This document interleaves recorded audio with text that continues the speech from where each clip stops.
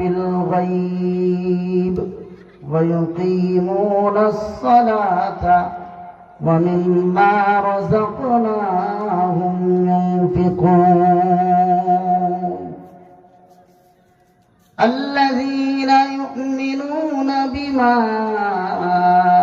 أنزل إليك وما أنزل من قبلك وبالآخرة هم يوقنون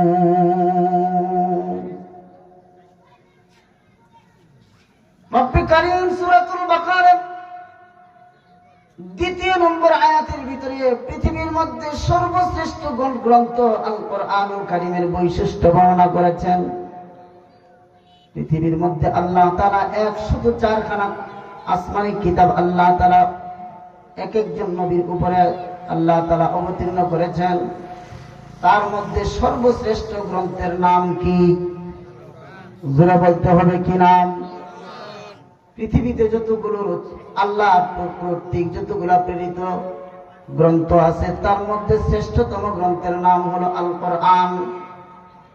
পৃথিবীতে কোন লেখক যখন কোন লেখনী লেখে, কোন বই রচনা করে, কোন পুস্তক লিখে, তার শুরু লগ্নে লেখক তার আর্জি পেশ করে, মানুষের কাছে দুর্বলতা প্রকাশ করে আর বলে, পাঠকবৃন্দ আপনারা যখন আমার এই লিখিত কিতাবটা পাঠ করবেন, পাঠ করার পরে দিয়া যখন তার মধ্যে কোনো ভুল ত্রুটি আপনার চোখে নজরে পড়বে, আমাকে একটু অবগত করাইবেন, আমি পরবর্তী সংস্করণে আমি সংশোধন করে দেব।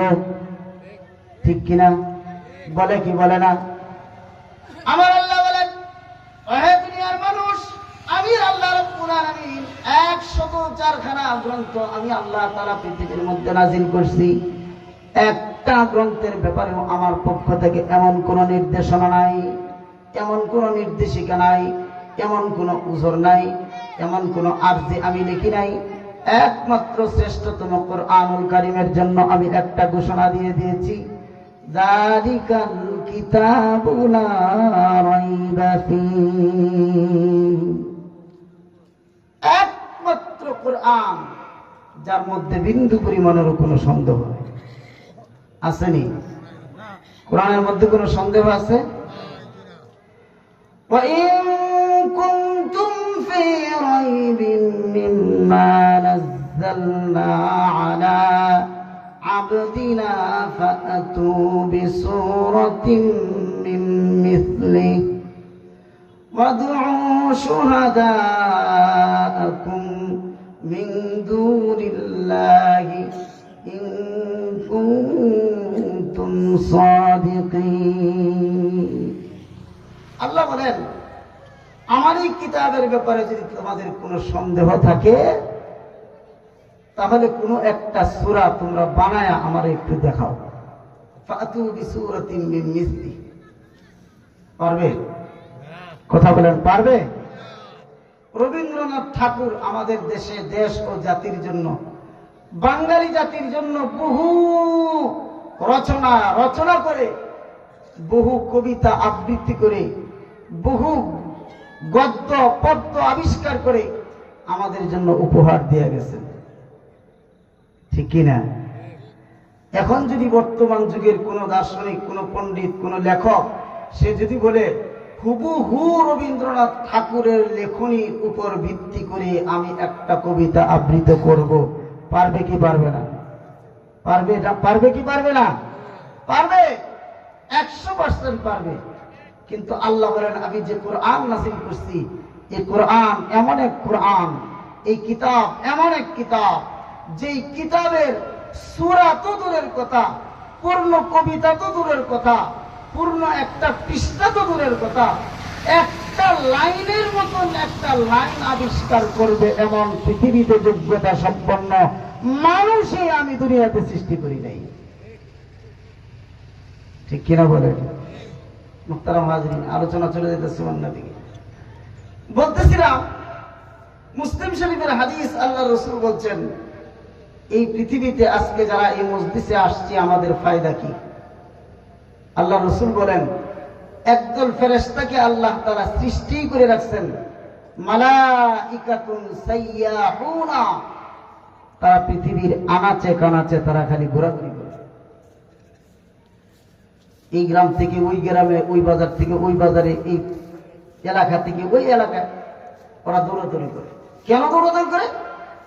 ওদের দৌড়াদৌড়ি করার কারণেই হলো যে কোথায় দিনের আলোচনা হইতেছে, কোথায় দিনী কথা হচ্ছে, কোথায় আল্লাহর কোরআনের কথা হচ্ছে, কোথায় রাসূল পাক সাল্লাল্লাহু আলাইহি সাল্লামের সুন্নাত নিয়ে আলোচনা হচ্ছে, এইগুলো তারা খুঁজে খুঁজে বেড়ায়।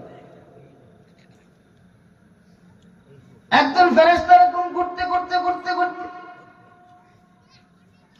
নেত্রকোনা জেলার পূর্বতলা থানার আওতাধীন, আজকে আপনাদের শান্তি মার্কেট সংলগ্ন এই যে বাইতুল উলুম, কি বাইতুল উলুম ইউনুসিয়া মাদ্রাসা কর্তৃক আয়োজিত আজকের ৬ষ্ঠ বার্ষিকী ওয়াজ মাহফিলের মধ্যে আল্লাহর কিছু পাগলের দলেরা তারা বৈশা রয়েছে সন্ধ্যার থেকে। তারা বৈশা রয়েছে তারা উলামায়ে কেরাম কোরআন থেকে কথা বলতেছেন, হাদিস থেকে কথা বলতেছেন, তারা মনোযোগ দিয়ে শুনতেছে। আল্লাহর নবীজি ইরশাদ করেন, ওই সমস্ত মানুষগুলো উলামায়ে কেরামের জবান থেকে তারা কোরআনের কথা শুনতেছে, দ্বীনি কথা শুনতেছে। ফেরেশতারা ওই সমস্ত মজলিসের মধ্যে শ্রোতা আকারে তাদের সঙ্গে বসে যায়।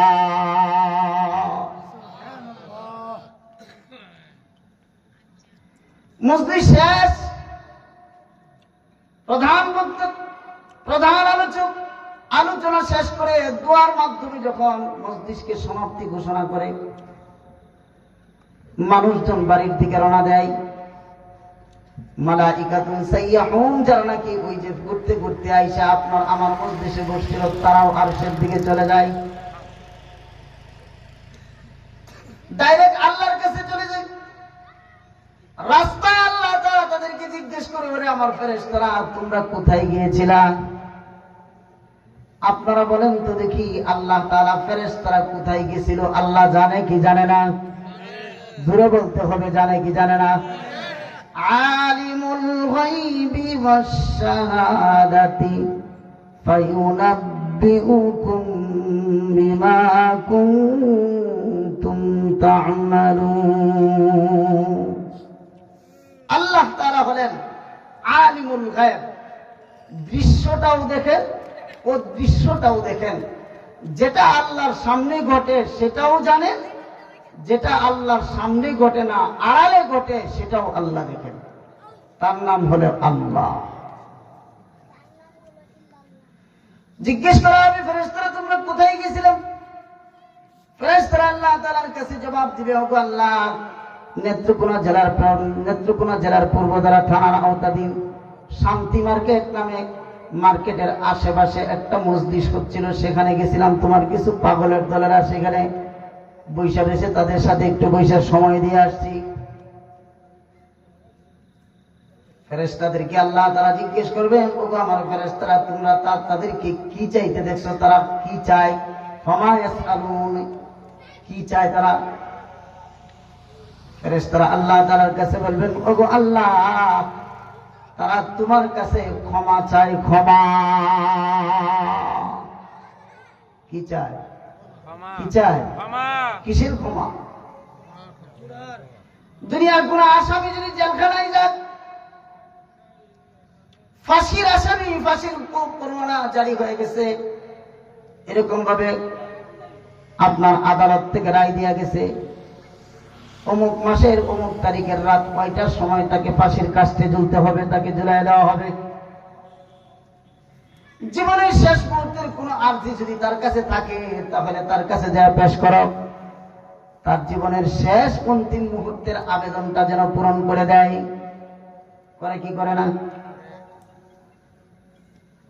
দুনিয়ার আসামিরা তখন কেউ হয়তো জানের মায়ায়, বিবি বাল বাচ্চার মায়ায়, সন্তান সন্ততিদের মায়ায়, সম্পদ সম্পত্তির এরকম মায়া করে সে রাষ্ট্রপতির কাছে প্রাণ ভিক্ষা চায়।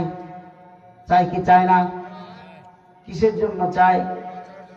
মন্ত্রী মহোদয়, রাষ্ট্রপতি মহোদয়, আপনার কাছে আমি সবিনয় অনুরোধ করছি, বিনীত আবেদন জানাচ্ছি, আমার নাবালেগ ছোট ছোট দুইটা সন্তান আছে, দুইটা সন্তানের চেহারার দিকে তাকায়া হলেও আমাকে ফাঁসির থেকে বাঁচায়া দেন। এটা দেখো মাফ চাওয়া, ক্ষমা চাওয়া। আল্লাহ তাআলার ফেরেশতা বলেন, ওরা তোমার কাছে মাফ চাই। কিসের থেকে মাফ চাই? আল্লাহ জাহান্নাম থেকে মাফ চাই, জাহান্নামের আগুন থেকে মাফ চাই, ক্ষমা